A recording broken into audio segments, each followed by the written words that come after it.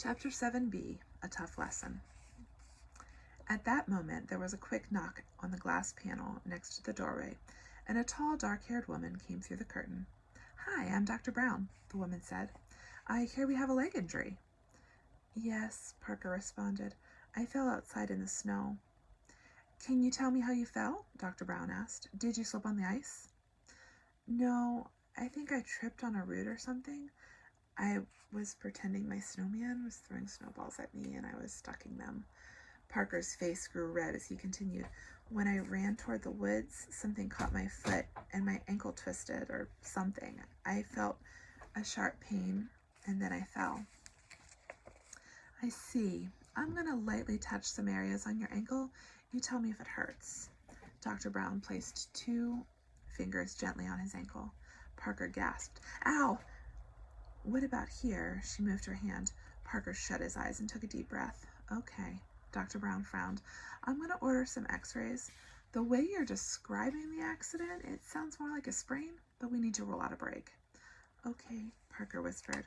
"They'll bring the x-ray machine in shortly," Dr. Brown promised.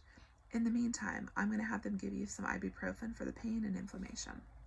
Dr. Brown left, and Charles came in a few minutes later. "I have some ibuprofen for you," he said as he handed Parker a small cup with a couple pills and a larger cup with water. Parker took both cups and quickly swallowed his pills. "Thank you," he said. "Yes, thank you," Dad echoed. "I saw the x-ray tech in the hall," Charles added. "He said he has one other patient and then you're next." "We appreciate it," Dad said. It wasn't long before the x-ray technician brought the machine into Parker's room. "Here's a lead apron," he said, helping Parker slip on the heavy sleeveless shirt-like thing that opened in the back. "If Dad can step out of the room for a second, we'll take these pictures." Moments later, he was finished. "I'll get these to the doctor and she'll be in shortly," he promised. After maybe half an hour, Dr. Brown returned and showed them the x-rays. "The good news is that there's no break," she said. "However, there's a lot of fluid around your ankle. When did the accident occur?" Around 1 this morning, I'd say," Dad told her. 1 o'clock? Dr. Brown asked. "What were you doing outside at that time?" Parker hung his head. "I snuck out," he admitted. "I wanted to play in the snow before it melted." Dr. Brown raised her eyebrows. "Well, you won't be doing that any time in the near future," she commented. "I won't be doing that again ever," Parker declared. "I've learned my lesson." "I mean, it looks like you have a pretty bad sprain," Dr. Brown explained. "I'm going to order an MRI to see how bad it is, but my guess is that you're going to need to stay off of it for a month." Parker's eyes grew wide. "A month?" "Well, let's see what the MRI says," Dr. Brown replied. "I'm going to put the order in, and they'll be by to get you as soon as they can." It took a couple hours, but the MRI technician finally came down to get them. Once it was finished, it took another hour or so before it was read, and Dr. Brown came back into the room. "It's just as I suspected," she said. "You had a bad sprain. The ligament is torn, though not completely through, but almost. You'll need to follow up with the doctor. I would recommend Dr. Fay in our pediatric sports medicine department here at the hospital. He's really good. But in the meantime, you need to be off that ankle.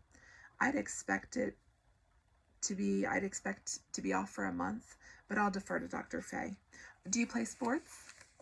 "Yes," Parker said. "I play basketball and baseball." Dr. Brown frowned. "You'll definitely want to consult with Dr. Fay. Both those sports can be hard on the ankles, and now you have a weak point.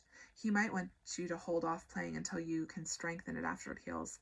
At the least, he'll probably recommend some kind of protection when you do resume." Dr. Brown turned to Parker's dad. "I'll show you how to wrap his foot to stabilize it," she said, "and we'll fit him for crutches before you leave." "We really appreciate everything you've done," Dad said. "I'm glad to have been of service," Dr. Brown replied. She turned to Parker. "No more sneaking out," she admonished. "Yes, ma'am," Parker said. "Believe me, I've learned my lesson." "I hope so," she said. "I don't want to see you back here again, especially not at this hour of the night." As Dr. Brown showed Parker's dad how to wrap his ankle, Parker thought about his situation. If only he had accepted his punishment, he wouldn't be stuck with these natural consequences, which were way worse than any punishment his parents gave him. Now he would be on crutches for the next month or so, If any more snowstorms came up, he wouldn't be able to play in the snow at all. Not only that, but he couldn't play basketball with the guys at church. Baseball season was coming up. He might have to sit out on that as well. He kept telling everyone that he had learned his lesson, and he had. His parents made rules to keep him safe, and he was going to follow them from then on.